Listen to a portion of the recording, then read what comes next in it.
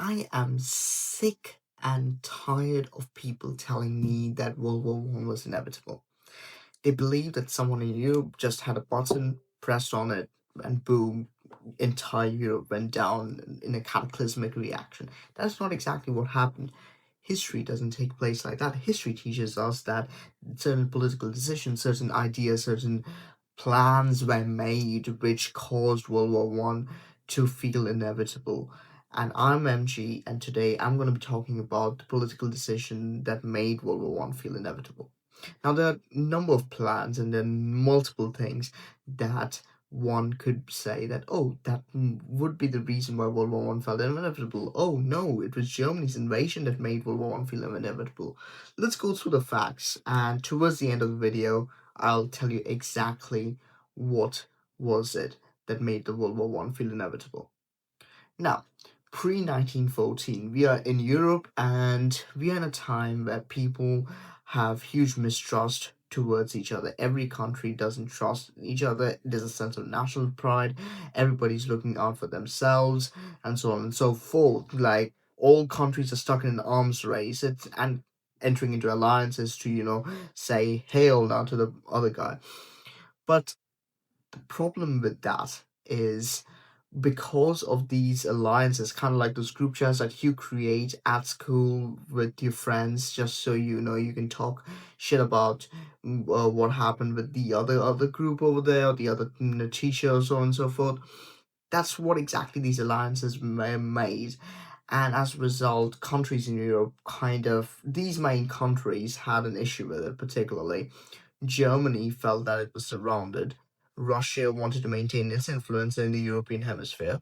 France wanted to get revenge for the humiliations it had received, and Britain wanted to maintain its control over the trades that it had established and through the alliances and treaties that it had established with Europe. Everyone was armed, everyone was dangerous, and everyone believed that war would happen, and that belief, as it turns out, was one of the major killers of what sparked the chain reaction to World War One. Because by 1912, leaders weren't asking if war would take place. It was kind of as taken as an expected that war would happen. They just didn't know when or what would exactly spark or cause the war to actually take place. And then came the spark.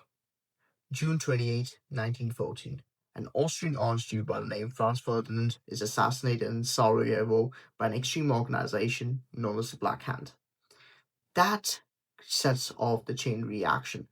But the major question was why? Why did it set off the chain reaction? Because past issues and crises like these such assassinations would have been for the state within the Balkans itself. It wouldn't have caused a huge chain reaction like it did with World War One.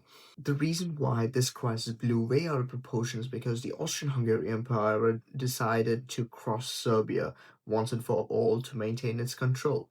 But they hesitated because going out of Serbia meant going against Russia, who saw itself as one of the greatest protectors of Serbia out there, and Russia meant war. So Austria-Hungary, just like any other kid in the playground, will go to Germany and say, "Hey, can you help me out over here while I beat up Serbia?"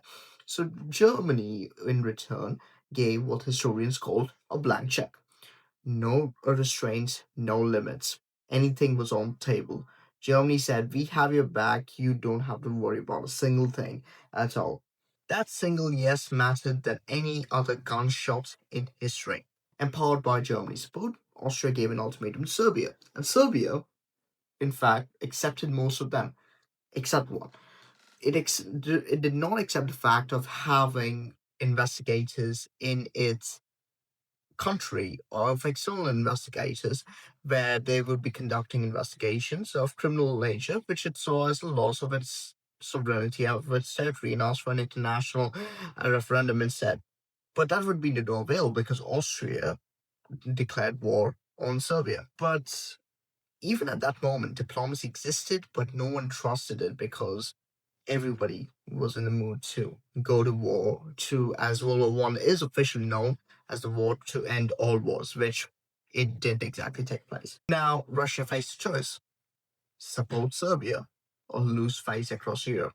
And Russia would rather not do anything that would harm his reputations. You speak to any uh, historian, then they would say that the Russian Empire had a lot of pride to keep to it. As a result, they supported their friend Siberia through the war against Austria-Hungary.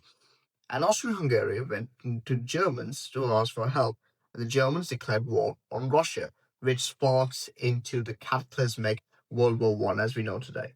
Germans had a plan, which is called the Schlieffen Plan. The plan was to go after France as well, because once Germany had mobilized, it couldn't stop. So the idea was to go through the neutral Belgium and the Netherlands and to go into France as well. However, the plan didn't seem to work out because of a number of reasons. When Germany declared war on Russia and then on France and then marched on Belgium, Britain wanted Germany to stop. Germany didn't, and Britain declared war. And within days, the Balkan crisis that was locally in Europe turned into a world war. So was World War One inevitable? Historians still argue on this. Some believe that the arms race and the entire atmosphere within Europe was enough for war to start off. On the other hand, others believe that the incidents in 1914 with the assassination and the ultimatum that was given to Serbia was one of the major reasons that could have stopped the war from going more than a Balkan conflict. But every historian agrees on this is the idea that every country in Europe wanted to go to war and they believed that war was the only option. If there's one political decision that stands above the rest, that would be the Germans' blank check to Austrian-Hungary Empire. Because of the blank check that was given to Austria-Hungary, Austria was empowered to go after Serbia to deliver the ultimatum and even declare war, despite knowing the fact that Russia was there to defend it. The scary part is that this is an ancient history. This is global politics. The world today seems to be working on submission, fear, strength, pride by political leaders and decision makers.